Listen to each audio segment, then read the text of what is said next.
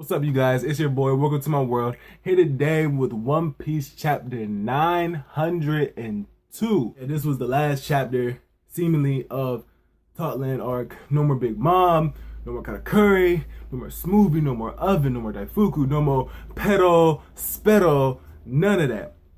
For a minute. Alright, so in this chapter, it was, like I said, it's the last chapter. It's a wrap-up chapter, you know what I'm saying? So, Luffy, Nami, Sanji, Brook, Chopper, all them. They're on the Sunny. They're out of Big Mom's territory, you know what I'm saying? So, in the beginning, we see Sanji, right? And Sanji, he finds out what happened to Pedro. He finds out that Pedro sacrificed himself in order to keep the Straw Hats alive, pretty much. So he's like, dang, man, now I feel bad because he came here for me. And in the beginning, he said that when I come here, that this place will not be my grave.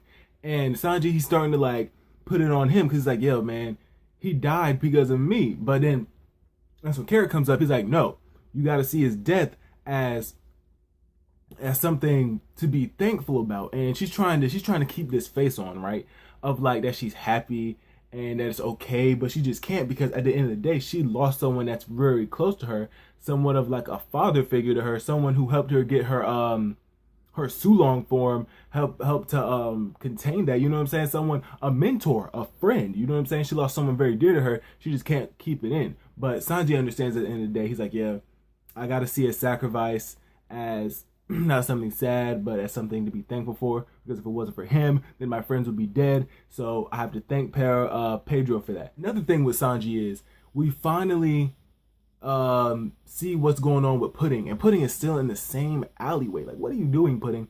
And she's still crying, and we see what she did to Sanji, right?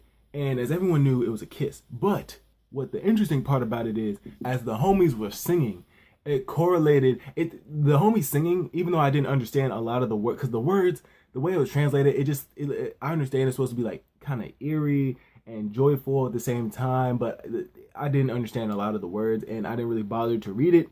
So, yeah. But I did see that it was kind of wrapping the TOTLAND arc up in a way, because when it got to Sanji and Pudding, it started talking about lovers and stuff like that, and we see what Pudding did to Sanji, and she gave him a kiss like everyone thought, but she erased that memory of him, and she was like, thank you, you know what I'm saying? And then she ran off, and then Sanji's like, wait, but what did you want to tell me? Because he doesn't have that memory anymore. So she acquired feelings for Sanji towards the end, and then we get to see her perspective ever since she got introduced. Like when Big Mom told her, yeah, you're gonna be using your acting skills to get Sanji in a vulnerable position, pretty much, to where he believes that you actually want to marry him, you know what I'm saying? We see her position, and she calls her like a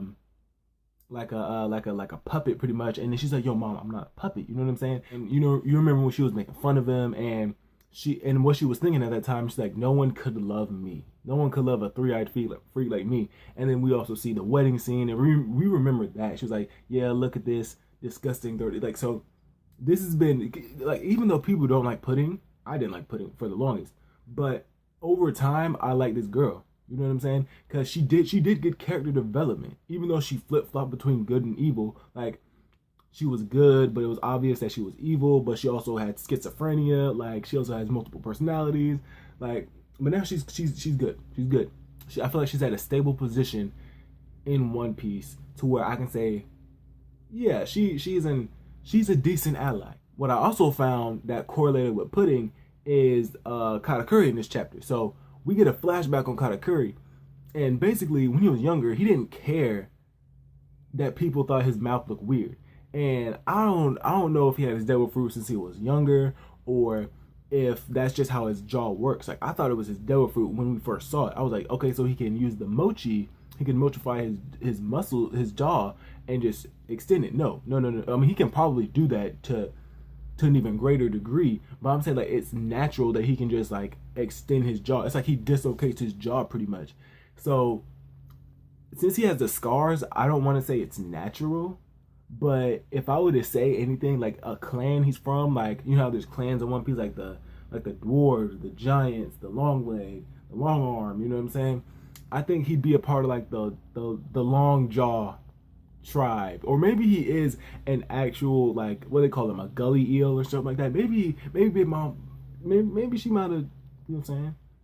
You know what I'm saying? Just like something different, you know what I'm saying? Maybe she wanted something exotic, you know? And then she got Katakuri in the end, you know? You just see him, he's like, yo, I don't care how I look, because I can still beat them up.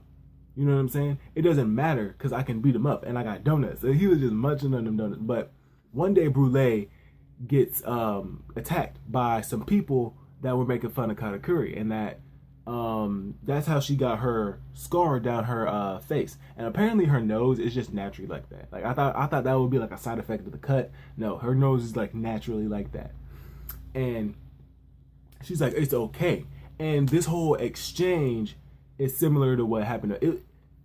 It's similar to what happened to Pudding. And their two backstories have always been kind of similar. Even though we didn't really get a backstory in Katakuri, we kind of got like a flashback. I mean, like a panel. You know what I'm saying? There's some people running away from him because of his mouth, and we got like we got kind of a flashback with Pudding with how people thought her third eye was weird. You know what I'm saying? So that correlates. They're very similar. You know what I'm saying? But yeah, in real world time though, that's when Brûlé is talking to him, and they're much closer than I thought they'd be. You know what I'm saying? Because she sparked what is Katakuri that we know today. You know what I'm saying? Got the scarf around him. He has the mole. You know what I'm saying? The trident. You know, cold exterior. The best fighter in TOTLAND, excluding Big Mom. You know what I'm saying? The strongest son. She triggered that. You know what I'm saying? And that's when the legend became, oh, he came out of Big Mom, never got on his back, never strayed away from a fight, doesn't have cuts on his back. You know what I'm saying? That's when the legend came. And pretty much the only person that really knows that Katakuri isn't that guy is, I'd probably say Perospero, Daifuku, Oven, and Brûlé. So I'd say the older of the siblings know what's up with Katakuri. They know about his mouth, but the younger ones like Flambe, she didn't know that. She didn't know that he had a mouth like that. After that, that's when he started covering up his mouth. So his younger siblings obviously wouldn't know that that was how he looked. So we see that Katakuri, he's just chill. You know what I'm saying? He kind of low key didn't get knocked out because it seemed like he just like opened his eyes. Like he kind of let Luffy let Luffy get away. Honestly, Brûlé was kind of like patching him up and stuff, right? And she told him that the straw had left, and he was kind of happy about that. You know what I'm saying? And it just seemed to me like he just woke up. Not really woke up, but he just like opened his eyes. So I feel like Katakuri kind of let Luffy slide. He's like, I'm kind of tired. So you know what I'm saying? I'm gonna let you have this, you know? And she even mentions that. He's like, why'd you fall on your back? Because originally you fell face front. Why'd you fall on your back this time? He's like, I don't really know. You know what I'm saying? I can't give you the answer to that. So Katakuri, probably like one of the last times we're gonna see him. He's a real G. Katakuri is the realest one in TOTLAND. Like if he's not at least in your top 3 favorite from this arc, there's something wrong. Big Mom, oh she's about to mess someone up. Like because once people figure out, once Germa and once the Fishman and Jinbei figure out that Luffy and them have crossed the territory of Big Mom, that's when everyone's starting to dip. But that's when Big Mom is like right there. Like she's like live or die. You know what I'm saying? Life or die. You know?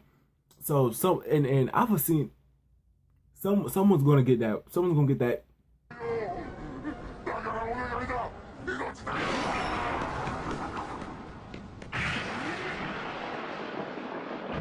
Yeah, you know what I'm saying? Someone get that soul snatched.